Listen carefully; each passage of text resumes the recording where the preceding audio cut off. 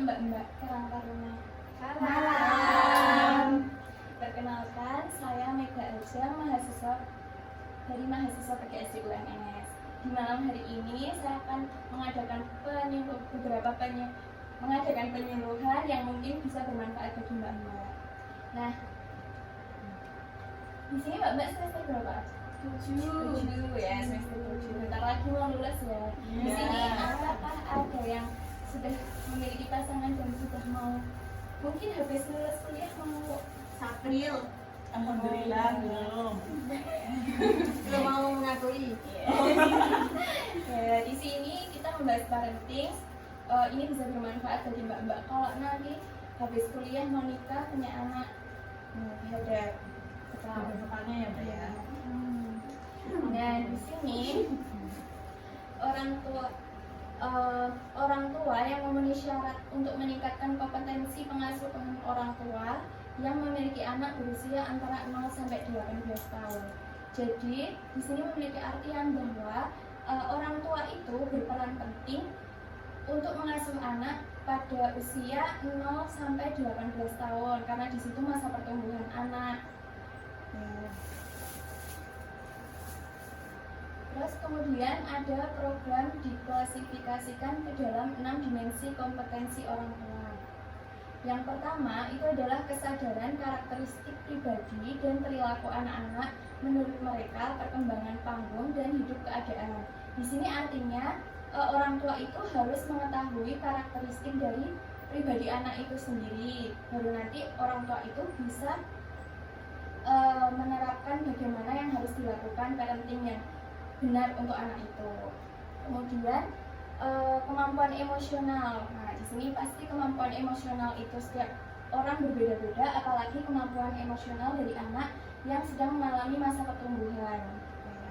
Kemudian self esteem dan ketegasan. Di sini ketegasan orang tua itu sangat berpengaruh karena orang tua yang tegas itu bisa mengarahkan anaknya untuk menjadi yang lebih baik nantinya pada saat masa pertumbuhan itu ataupun pada saat anaknya itu juga sudah berkeluarga. Kemudian strategi komunikasi. Komunikasi di dalam keluarga itu penting kan?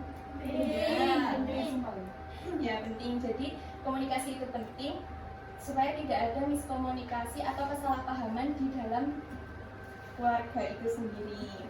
Jadi kalau ada kesalahpahaman kan bisa jadi antara orang tua dengan anak itu bisa diam-diaman, itu juga tidak baik. Kemudian strategi untuk menyelesaikan konflik dan bernegosiasi. Jadi orang tua yang baik itu ketika sedang ada masalah itu dibicarakan baik-baik, dimusyawarahkan baik-baik dengan anaknya bagaimana, yang misalnya anaknya tuh pengen apa tapi orang tuanya pengen apa, jadi berbeda keinginan. Misalnya anak orang tua B, jadi mencari titik tengah untuk untuk menyelesaikan konflik itu. Kemudian strategi untuk membangun norma-norma. Nah, di sini orang tua juga bisa membangun norma-norma, bisa norma sosial, norma agama, dan norma lainnya. Sampai sini ada mau ditanyakan?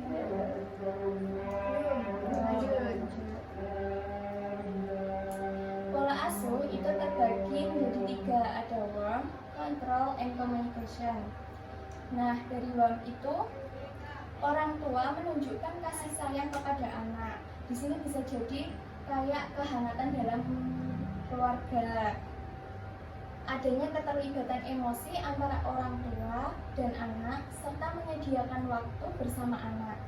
Orang tua membantu anak untuk mengidentifikasi dan membedakan situasi ketika memberikan atau mengajarkan perilaku yang tepat. Selanjutnya itu ada kontrol. Kontrol itu orang tua menerapkan cara berdisiplin kepada anak, memberikan beberapa tuntutan atau aturan serta mengontrol aktivitas anak. Menyediakan beberapa standar yang dijalankan atau dilakukan secara konsisten, berkomunikasi satu arah, dan percaya bahwa perilaku anak dipengaruhi oleh kedisiplinan. Jadi di sini mengontrol anak. Kemudian communication. Nah, orang tua itu menjelaskan kepada anak mengenai standar atau aturan serta pemberian reward ataupun hadiah ketika anak itu melakukan sesuatu yang membanggakan. Orang tua juga mendorong anak untuk bertanya jika anak belum memahami atau belum setuju dengan beberapa pendapat atau pengetahuan baru yang anak dapatkan di lingkungan sekitar. Sampai sini? Kemudian pola pengasuh terpenting adalah sebagai berikut. Yang pertama itu ada otoriter. Nah, di sini otoriter itu pola asuhnya bersifat mutlak atau absolut. Artinya anak itu harus menuruti apa yang orang tua katakan, apa yang orang tua suruh, itu berarti bersifat otoriter. Kemudian ada yang serba boleh atau indulgen. Nah, ini pola asuh yang sangat menekankan pada kebaikan, kesabaran, keramahan atau kemurahan. Di sini walaupun serba boleh, tetapi lebih sebaiknya lagi tetap diawasi. Kemudian yang selanjutnya tanpa pemaksaan. Pola asuh yang melakukan atau menggunakan pengawasan yang tegas, kuat, dan kokoh terhadap perilaku anak, namun tetap menghormati kemerdekaan dan kepribadian anak. Ini bisa jadi bersifat demokratis. Kemudian selanjutnya yang sembrono, yaitu pola asuh yang tidak memiliki aturan yang jelas. Jadi orang tuanya itu mengabaikan apa yang anak lakukan gitu. Sebaiknya lebih memperhatikan hal-hal yang bukan menjadi kebutuhan utama dalam pengasuhan. Nah, ini adalah materi yang saya paparkan mengenai parenting. Apakah ada yang ditanyakan? Tanya-tanya dulu.